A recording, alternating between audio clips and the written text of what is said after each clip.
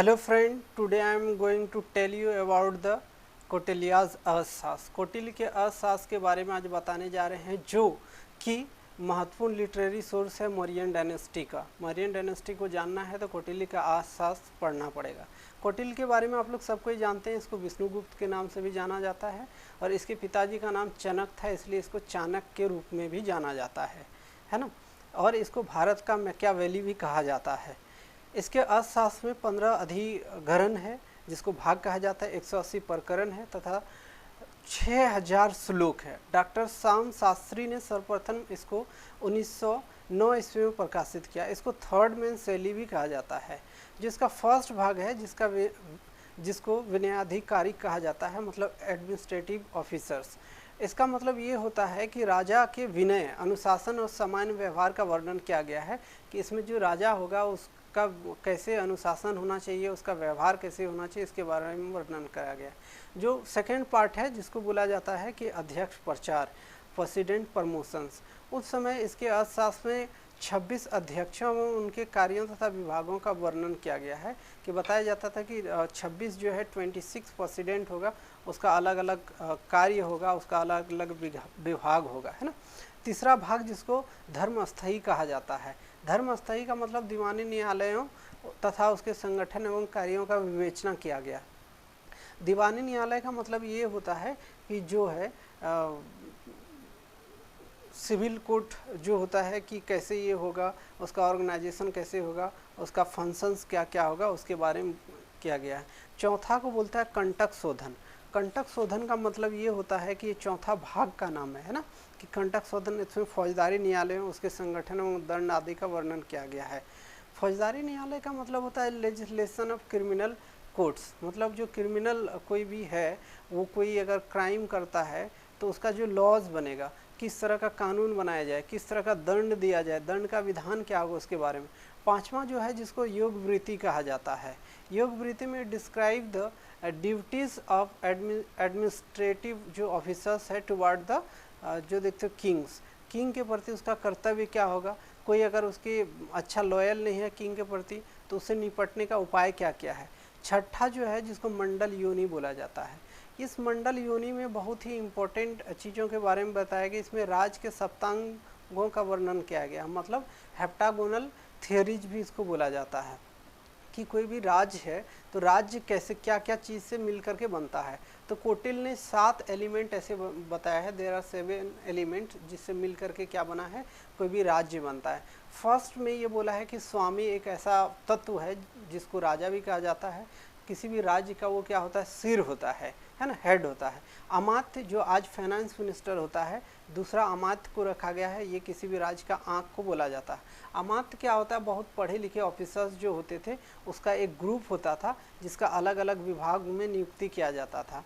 कौटिल्य ने ये भी बताया है कि किसी भी अगर पहिया को, रथ को चलाना है तो उसका पहिया अच्छा होना चाहिए। उसी प्रकार कोई भी राज्य अगर चलेगा, कोई देश अगर चलेगा तो उसके लिए अमात्य अच्छा होना चाहिए, फाइनेंस मिनिस्टर अच्छा होना चाहिए। बिना फाइनेंस मिनिस्टर अच्छा पढ़ा लिखा योग्य हुए वो राज्य बहुत दिनों तक चल नहीं सकता है।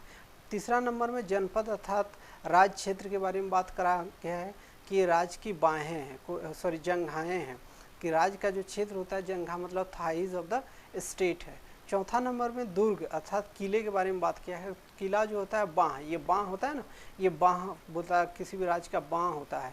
छठा नंबर दंड अर्थात सेना के बारे में बात किया है। जो सेना होता है किसी भी राज्य का वो मस्तिष्क होता है, किसी भी राज्य का वो ब्रेन होता है।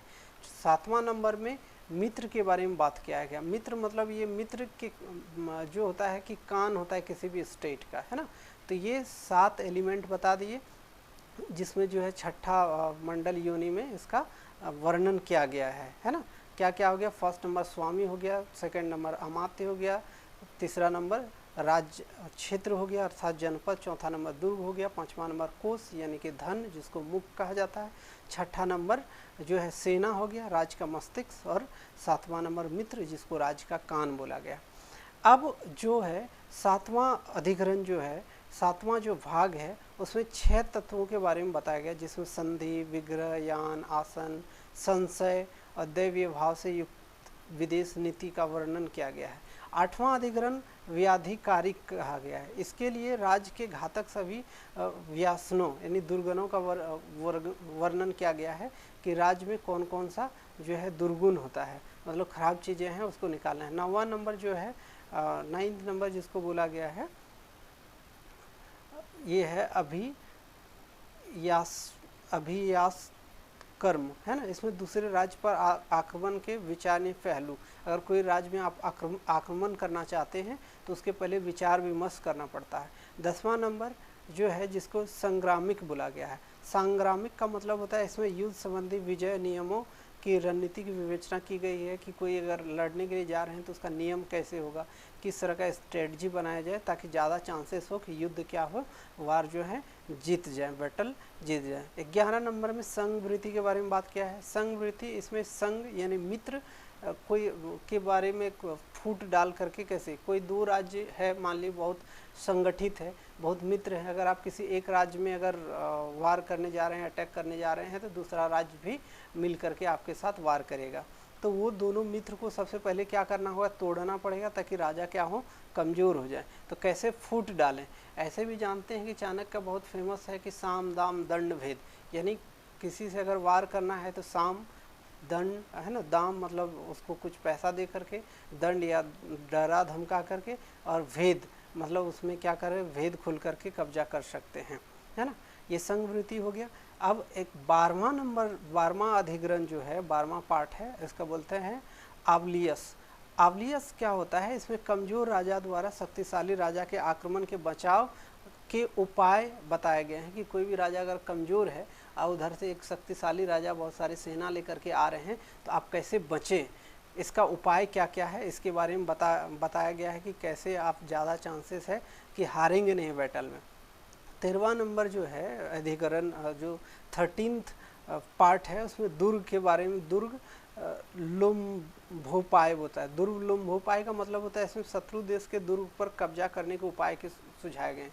अब किसी भी मालिक राजा के यहाँ जा रहे हैं अटैक करने के लिए, सबसे पहले क्या करेंगे, उसका जो दुर्ग होता है, जो फोर्ट होता है, उस पर कैसे कब्जा करें, क्या क्या उसका नियम उस समय अपनाना चाहिए ताकि ज़्यादा चांसेस है कि आप दुर्ग को क्या करें, अपने कब्जे में ले लें। 14 नंबर है जिसको उपनिदेशिक कहा गया, इसमें औषधि के बारे में बताया गया, मंत्र के महत्व के रहस्यों एवं वर्णनों एवं उनके अमल में लाने के उपाय के बारे में बताया गया है कि कोई भी अगर आप लड़ाई करने जाते हैं, सेना घायल हो जाते हैं तो आपको थोड़ा सा औषधि दवाई के बारे में भी जानना चाहिए ताकि ज़्यादा जल्दी उसको ट्रीट कर पाएँ।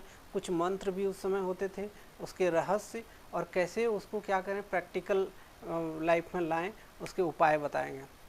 15 नंबर तंत्र युक्ति के बारे में बताया गया है ना, इसमें अर्थशास्त्र द्वारा उल्लेखित नियमों का वर्णन किया गया है। कौटिल्य के अर्थशास्त्र में न तो मौर्यन शासक का वर्णन है न ही मौर्य की राजधानी पाटलिपुत्र में, इसमें सैन्य प्रशासन नगर प्रणाली का भी वर्णन नहीं मिलता है। यह राजनीति शास्त्र पर लिखी गई सामान्य पुस्तक है।